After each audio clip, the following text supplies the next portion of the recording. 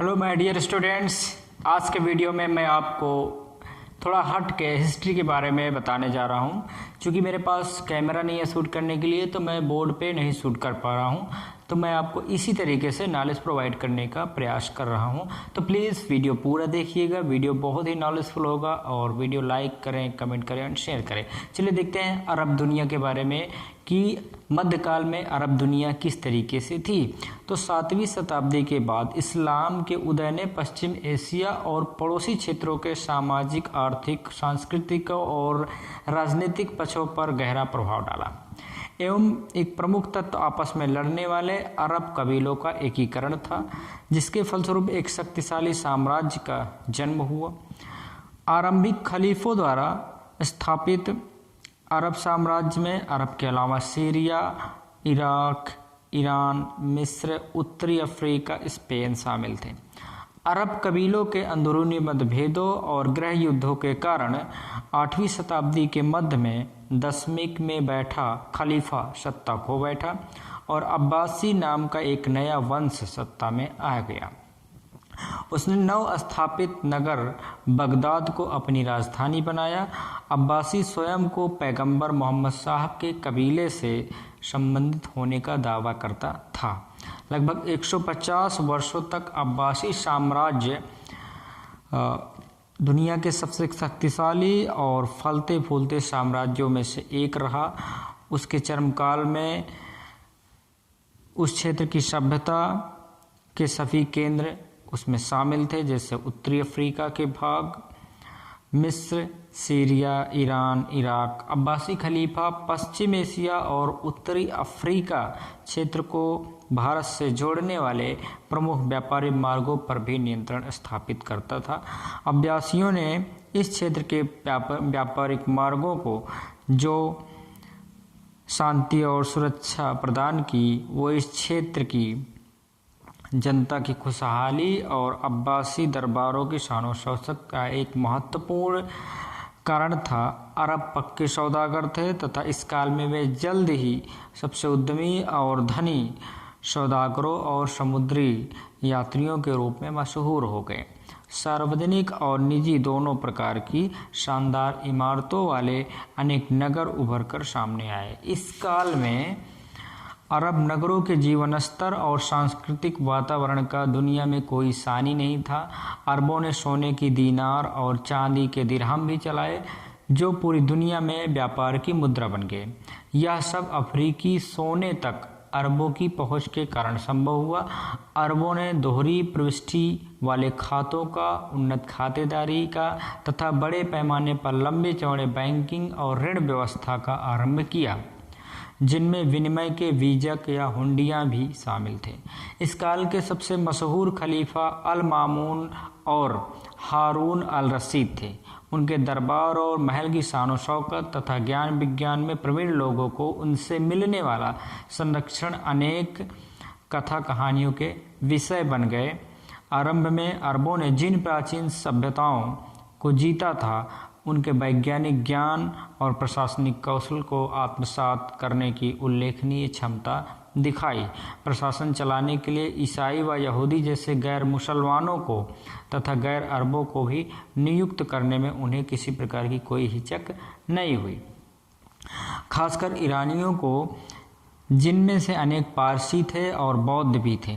हालांकि अब्बासी खलीफा रूढ़िवादी मुसलमान थे, पर उन्होंने सभी दिशाओं में ज्ञान के दरवाजे जो है वो खोल दिए, बशर्ते वो इस्लाम के बुनियादी तत्वों को चुनौती ना देते हों।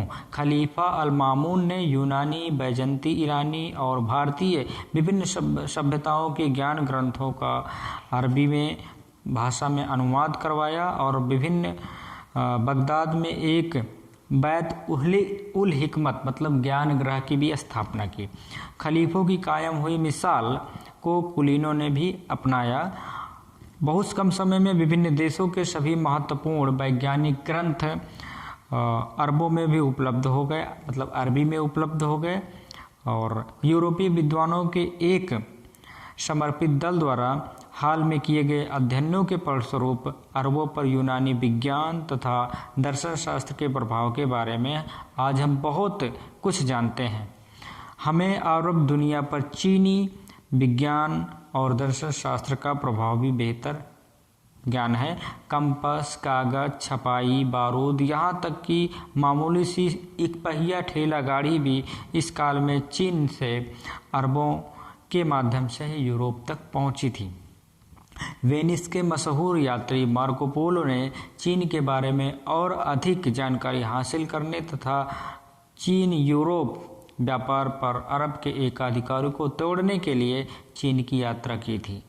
दुर्भाग्य से इस काल में अरब दुनिया के साथ भारत में आर्थिक एवं सांस्कृतिक संबंधों के बारे में तथा अरब दुनिया को भारत की वैज्ञानिक देन के बारे में भी हमारी जानकारी बहुत सीमित है। 8वीं सदी में अरबों द्वारा जीते जाने के बाद सिंध भारत और अरब दुनिया के बीच वैज्ञानिक सांस्कृतिक संबंधों का माध्यम बन गया।